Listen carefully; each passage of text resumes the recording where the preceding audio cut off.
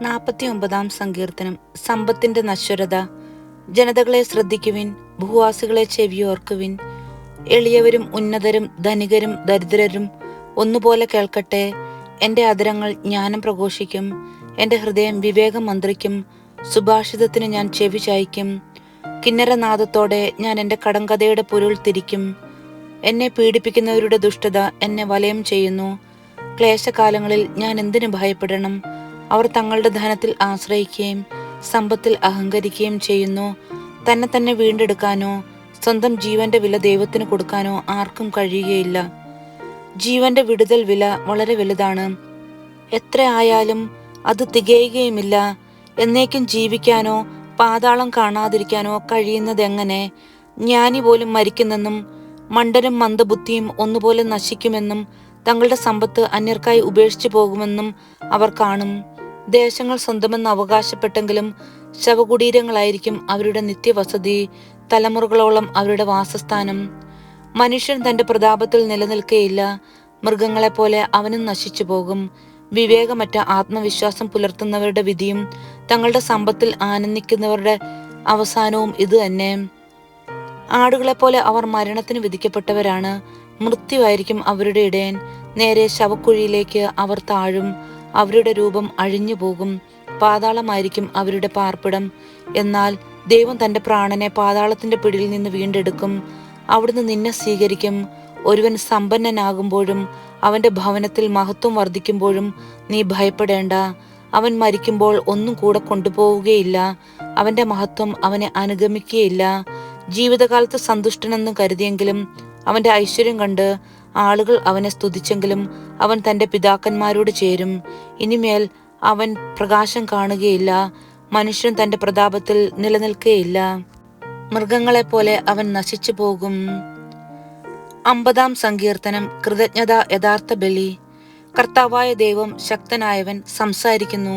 കിഴക്ക് മുതൽ പടിഞ്ഞാറ് വരെയുള്ള ഭൂമി മുഴുവനെയും അവിടുന്ന് വിളിക്കുന്നു. സൗന്ദര്യ തികവായ സിയോനിൽ നിന്ന് ദൈവം പ്രകാശിക്കുന്നു. നമ്മുടെ ദൈവം വരുന്നു. അവിടുന്ന് മൗനമായിരിക്കുകയില്ല. അവിടുത്തെ മുൻപിൽ സംഹാരാഗ്നിയുണ്ട്. അവിടുത്തെ ചുറ്റും കൊടുങ്കാറ്റിരമ്പുന്നു. തന്റെ ജനത്തെ വിധിക്കാൻ അവിടുന്ന് ആകാശത്തെയും ഭൂമിയെയും വിളിക്കുന്നു. ബലിയർപ്പണത്തോടെ എന്ന് ഉടമ്പടി ചെയ്തിട്ടുള്ള എൻ്റെ വിശ്വസ്തരെ എൻ്റെ അടുത്ത് വിളിച്ചു കൂട്ടുവിൻ. ആകാശം അവിടുത്തെ നീതിയെ ഉദ്ഘോഷിക്കുന്നു. ദൈവം തന്നെയാണ് വിധികർത്താവ്. എൻ്റെ ജനമേ കേൾക്കുവിൻ, ഞാൻ ഇതാ സംസാരിക്കുന്നു. ഇസ്രായേലേ, ഞാൻ നിനക്കെതിരെ സാക്ഷ്യം നൽകും. ഞാനാണ് ദൈവം, നിന്റെ ദൈവം. നിന്റെ ബലികളെക്കുറിച്ച് ഞാൻ നിന്നെ ശാസിക്കുന്നില്ല. നിന്റെ ദഹനബലികൾ നിരന്തരം എൻ്റെ മുൻപിലുണ്ട്. നിന്റെ വീട്ടിൽ നിന്ന് കാളയെയോ നിന്റെ ആട്ടിൻപറ്റത്തിൽ നിന്ന് മുട്ടാടിനെയോ ഞാൻ സ്വീകരിക്കുകയില്ല. വനത്തിലെ സർവ്വമൃഗങ്ങളും കുന്നുകളിലെ ആയിരക്കണക്കിന് കന്നുകാലികളും എൻ്റേതാണ്. ആകാശത്തിലെ പറവകളെ ഞാൻ അറിയുന്നു. വയലിൽ ചരിക്കുന്നവയെല്ലാം എൻ്റേതാണ്. എനിക്ക് വിശന്നാൽ ഞാൻ നിന്നോട് പറയുകയില്ല. ലോകവും അതിലുള്ള സമസ്തവും എൻ്റേതാണ്. ഞാൻ കാളകളുടെ മാംസം തിന്നുമോ? ആടുകളുടെ രക്തം കുടിക്കുമോ? കൃതജ്ഞതയായിരിക്കട്ടെ നീ ദൈവത്തിനർപ്പിക്കുന്ന ബലി. അത്യുന്നതനുള്ള നിന്റെ നേർച്ചകൾ നിറവേറ്റുക. അനർത്ഥകാലത്ത് എന്നെ വിളിച്ചപേക്ഷിക്കുക. ഞാൻ നിന്നെ മോചിപ്പിക്കും. നീ എന്നെ മഹത്വപ്പെടുത്തുകയും ചെയ്യും. എന്നാൽ ദുഷ്ടനോട് ദൈവം പറയുന്നു, എൻ്റെ നിയമങ്ങൾ ഉരുവിടാനോ എൻ്റെ ഉടമ്പടിയെക്കുറിച്ച് ഉരിയാടാനോ നിനക്കെന്ത് കാര്യം? നീ ശിക്ഷണത്തെ വെറുക്കുന്നു, എൻ്റെ വചനത്തെ നീ അവഗണിക്കുന്നു. കള്ളനെ കണ്ടാൽ നീ അവനോട് കൂട്ടുചേരും. വ്യഭിചാരികളോട് നീ ചങ്ങാത്തം കൂടുന്നു. നിന്റെ വായി നീ തിന്മയ്ക്ക് തുറന്നിട്ടിരിക്കുന്നു. നിന്റെ നാവ് വഞ്ചനയ്ക്ക് രൂപം നൽകുന്നു. നീ നിന്റെ സഹോദരനെതിരായി സംസാരിച്ചു കൊണ്ടിരിക്കുന്നു. സ്വന്തം സഹോദരനെതിരെ നീ അപവാദം വരുത്തുന്നു. നീ ഇതെല്ലാം ചെയ്തിട്ടും ഞാൻ മൗനം ദീക്ഷിച്ചു.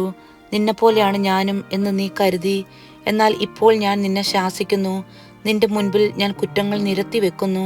ദൈവത്തെ മറക്കുന്നവരെ ഓർമ്മയിലിരിക്കട്ടെ, അല്ലെങ്കിൽ ഞാൻ നിങ്ങളെ ചീന്തിക്കളയും. രക്ഷിക്കാൻ ആരും ഉണ്ടായിരിക്കുകയില്ല. ബലിയായി കൃതജ്ഞത അർപ്പിക്കുന്നവൻ എന്നെ ബഹുമാനിക്കുന്നു. നേരായ മാർഗത്തിൽ ചരിക്കുന്നവന് ദൈവത്തിന്റെ രക്ഷ ഞാൻ കാണിച്ചു കൊടുക്കും.